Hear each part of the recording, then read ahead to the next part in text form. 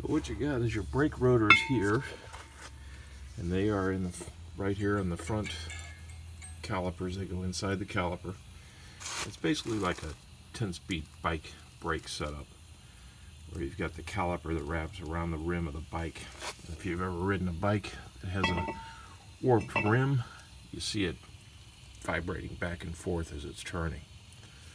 And when this caliper grabs a hold of that disc at high speeds, it transfers that movement all through your steering system. It gives you a really bad vibration.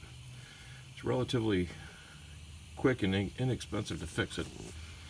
Basically, you take the rotors off and either replace them or machine them. Now, these have already been, I just got finished machining these, and I'm getting ready to put them back on, but the reinstallation is the same as just the opposite of taking them apart.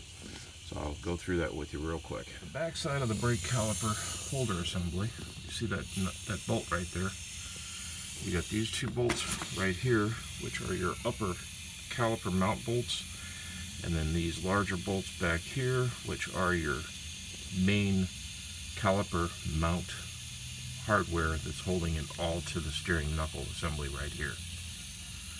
And then I'm going to take this one off real quick.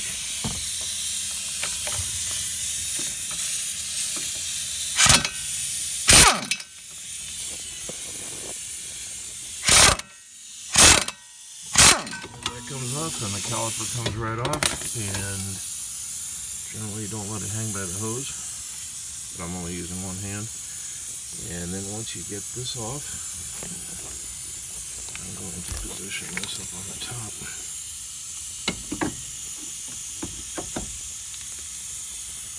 It just holds right there on the bottom.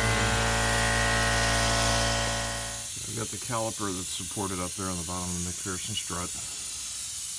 And then we get the front brake, the wheel hub assembly right here, and the brake rotor, and it just slides on right like this.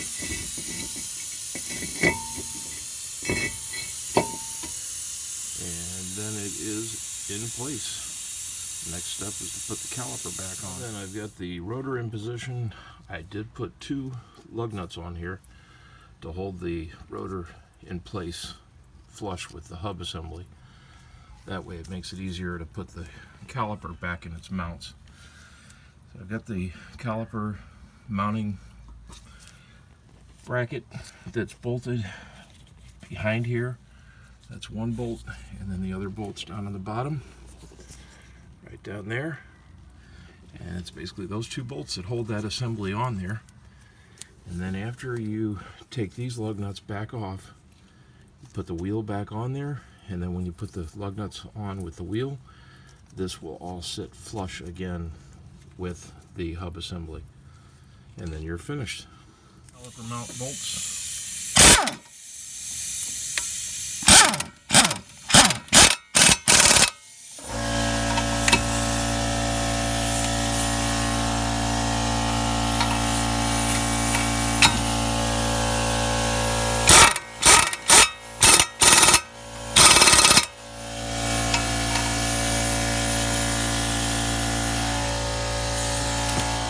Got the caliper mounted back in position.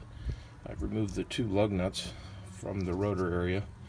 And sometimes, even after taking the lug nuts off and you got the caliper on there, the rotor may still flop out a little bit, which again, it's basically floating on there until you put the wheel assembly back on.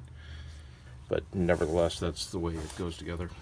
If you have any questions, send me a line. I'll get them answered as soon as possible.